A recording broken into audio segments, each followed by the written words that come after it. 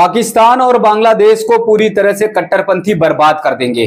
पूरी तरह से तहस नहस कर देंगे। अगर पाकिस्तान और बांग्लादेश संभला नहीं तो आप ये समझ सकते हैं कि इतिहास के पन्ने से पूरी तरह से ये दोनों देश समाप्त हो जाएंगे, मिट जाएंगे। जिस तरह से कट्टरपंथी दोनों देशों में चरम पर पहुंचते जा रहे हैं, जिस तरह से कट्टरपंथी दोनों देशों में अपना दबदबा बनाते जा रहे हैं, उससे आने वाले दिनों में यही स्थिति होगी कि वहां पर सिर्फ और सिर्फ कट्टरपंथियों का राज रहेगा। वो अपनी मनमानी करेंगे, तालिबानी तरीके से अपने देश को चलाने की कोशिश करेंगे। पाकिस्तान को और बांग्लादेश दोनों देशों को वो कट्टरपंथी तरीके से चलाने की कोशिश करेंगे, प्रयास करेंगे। और तब पाकिस्तान की जनता को और उसके बाद बांग्लादेश की जनता को यह महसूस होगा कि उन्होंने कितनी बड़ी भूल की कि कट्टरपंथियों के हाथ में देश को सौंप दिया। चौंकाने वाली बात आप समझ सकते हैं कि पाकिस्तान में सुप्रीम कोर्ट के मुख्य न्यायाधीश को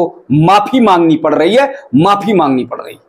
यह पूरी दुनिया के लिए चौंकाने वाली खबर है, पूरी दुनिया को असहज करने वाली खबर है। जो सुप्रीम कोर्ट पूरे पावर में रहता है, जो सुप्रीम कोर्ट जो भी दिशा निर्देश दे देता है, उसका पालन जनता को, वहां के शासकीय अधिकारियों को, सभी को करना पड़ता है। लेकिन कट्टरपंथी पाकिस्तान में वो सुप्रीम कोर्ट के जज से भी, यानी मुख्य न्यायाधीश से भी ऊपर है, और इसीलिए सुप्रीम कोर्ट के जज को, मुख्य न्यायाधीश को भी माफी मांगनी पड़ती है पाकिस्तान में। आप ये समझ सकते हैं कि पाकिस्तान की हालत क्या है, पाकिस्तान की स्थिति क्या है। अगर कट्टरपंथी सुप्रीम कोर्ट के मुख्य न्यायाधीश को कह देते कि यहीं पर नाक रगड़ो, नाक रगड़ कर तुम्हें माफी मांगनी है, तो मुख्य न्यायाधीश को नाक रगड़ कर भी माफी मांगनी पड़ती, क्योंकि वो इतने डरे हुए हैं, इतने सहमे हुए हैं, इतने घबराए हुए हैं, और उसके कारण से उन्हें हर हाल में माफी मांगनी पड़ती।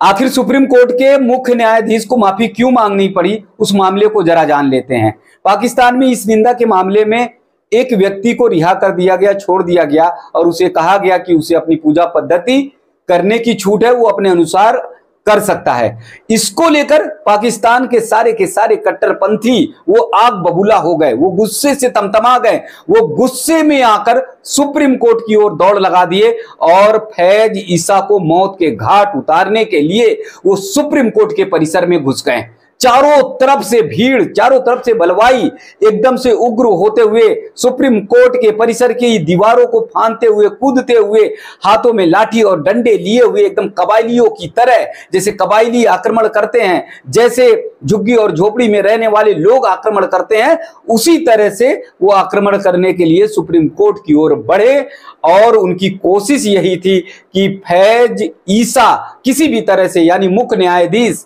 सुप्रीम कोर्ट के पाकिस्तान के, वो उनके हाथ में आए और उन्हें मौत के घाट उतार दे। यानी जिस तरह से बलवाई, जिस तरह से कट्टरपंथी, जिस तरह से अराजक तत्व वहां आगे बढ़ रहे थे सुप्रीम कोर्ट की तरफ पाकिस्तान में, तो निश्चित तौर पर अगर फैज ईसा उस समय हाथ में आ जाते तो उन्हें मौत के घाट तो उतार ही देते, किसी भी तरह से वो छोड़ते नहीं। अंत में वहां पर उन्हें किसी तरह से रोका गया, और रोकने के बाद फिर 7 सितंबर तक का अल्टीमेटम दे दिया गया मुख्य न्यायाधीश फैज ईसा को, और उनसे ये कह दिया गया कि अपने निर्णय पर विचार करो, किस तरह से इस निंदा के मामले में व्यक्ति को बरी किया गया है वो एकदम गलत है, और इस मामले में आपको देखना चाहिए और इस तरह से बरी नहीं करना चाहिए। अंत में 24 घंटे के ही अंदर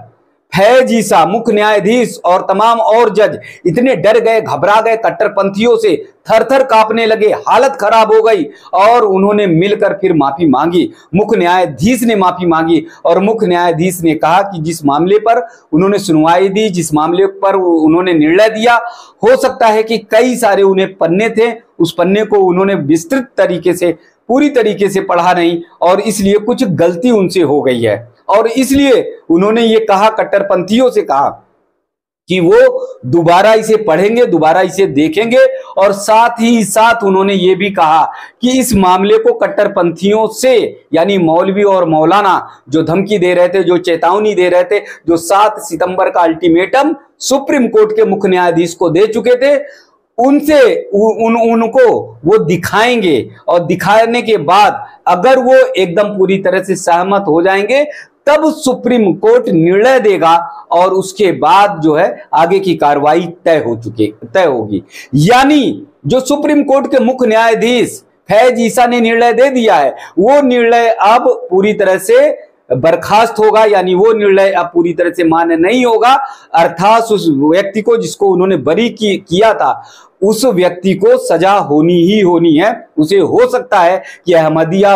उससे है तो हो सकता है कि उसे मौत के घाट भी उतार दिया जाए, ऐसी स्थिति बन रही है। और फैज ईसा पूरी तरह से घबराए हुए हैं, सुप्रीम कोर्ट के तमाम जज घबराए हुए हैं और उन्होंने सामने आकर कट्टरपंथियों से माफी मांगी कि उनसे बहुत बड़ी भूल हो गई है, उनसे बहुत बड़ी गलती हो गई है और इस गलती के कारण जो है वो अफसोस जताते हैं और इस पर पुनः सुनवाई करेंगे, पुनः इस मामले को देखेंगे। तो आप समझ सकते हैं कि पाकिस्तान में हो क्या रहा। सुप्रीम कोर्ट के मुख्य न्यायाधीश को माफी मांगनी पड़ रही है, कट्टरपंथियों के सामने नाक रगड़ना पड़ रहा, कट्टरपंथियों के सामने उन्हें झुकना पड़ रहा है। तो पाकिस्तान में लोकतंत्र पूरी तरह से बर्बाद हो गया है, पाकिस्तान में लोकतंत्र पूरी तरह से तबाह हो गया है। वहां पर कट्टरपंथियों के हाथ में पूरी तरह से पाकिस्तान आ गया है और ऐसे हालात में आप समझ सकते हैं कि पाकिस्तान की जो जनता है, पाकिस्तान के जो लोग हैं, आम जन हैं, उन्हें भी इसका परिणाम भुगतना पड़ेगा, क्योंकि वो भी कट्टरपंथियों के साथ खड़े हो जाते हैं, सरकार के साथ नहीं खड़े होते, वो भी कट्टरपंथियों का साथ देते हैं। और ऐसे हालात में तमाम बार ऐसा हुआ है कि वो सरकार को भी समाप्त करने के लिए दौड़ पड़ते हैं, वो सुप्रीम कोर्ट को भी समाप्त करने के लिए दौड़ पड़ते हैं और वो कई बार ऐसा होता है कि सरकारी संसद भवन तक में घुस जाते हैं, कई बार ऐसा होता है कि सुप्रीम कोर्ट को भी पूरी तरह से तहस नहस करने के लिए आगे बढ़ जाते हैं। अब ये खबर पाकिस्तान की थी, लेकिन भारत के लिए ये खबर क्यों जरूरी हो जाती है, भारत के लिए ये खबर क्यों आवश्यक हो जाती है, इसके बारे में भी हमें जान लेना चाहिए। भारत में भी जिस तरह से कट्टरपंथी बढ़ रहे हैं, भारत में भी जिस तरह से मौलवी और मौलाना बढ़ते जा रहे हैं, जिस तरह से वो वर्चस्व को स्थापित करते जा रहे हैं और जिस तरह से तेजी से आबादी बढ़ती चली जा रही है, समान नागरिक संहिता कानून नहीं भारत में लगाया जा रहा, जनसंख्या नियंत्रण कानून को लागू नहीं किया जा रहा, तो ऐसे हालात में कट्टरपंथी इस देश में भी आने वाले दिनों में हो सकता है कि माननीय सुप्रीम कोर्ट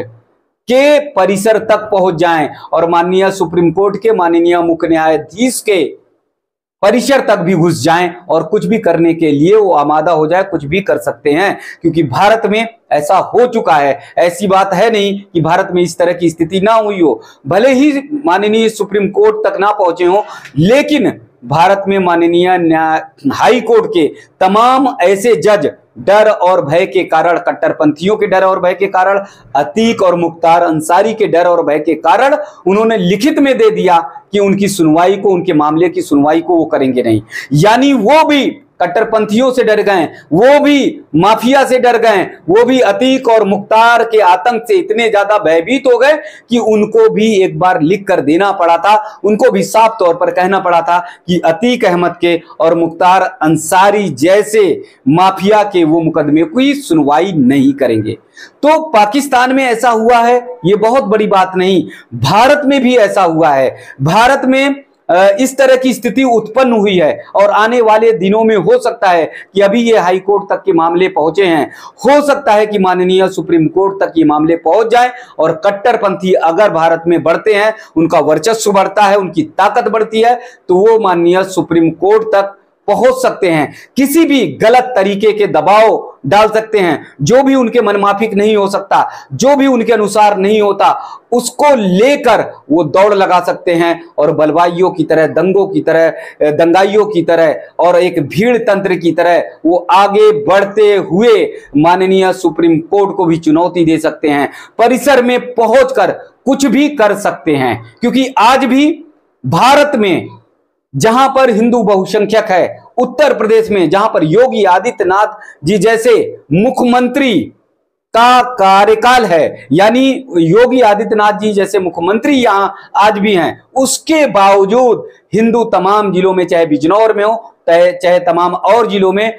जब तब देखा जाता है कि वो अपने घरों पर बोर्ड लगा देता है, वो अपने घरों पर कह देता है कि ये मकान बिकाऊ है और हम यहां से पलायन कर रहे हैं। एक विशेष समुदाय के वर्चस्व के कारण, इस विशेष समुदाय की दबंगई के कारण, एक विशेष समुदाय के आतंक के कारण हिंदुओं को कहना पड़ता है कि वो इस क्षेत्र से, यानी अपने गली मोहल्ले से, अपना जिनका जहां पर उनकी पैदाइश हुई, जहां पर उनका गांव था, जहां पर उनका घर था, जहां पर उनका कस्बा था, मोहल्ला था, वहां से वो छोड़कर पलायन करने को मजबूर हो जाते हैं। आज भी भारत में ऐसी स्थिति हो रही है। अपनी मां, अपनी मातृभूमि को छोड़ने के लिए, अपने गली और मोहल्ले, कस्बे, गांव को छोड़ने के लिए वो मजबूर हो जाते हैं। तो आप समझ सकते हैं कि जब भारत में ही हिंदू अपने घर, अपने मोहल्ले, अपने कस्बे को छोड़ने के लिए मजबूर हो जाता है, तो आप क्या समझ सकते हैं कि भारत में पाकिस्तान बनता हुआ नहीं नजर आ रहा है। भारत में कई ऐसे क्षेत्र हैं जो पाकिस्तान की तरफ पनपते हुए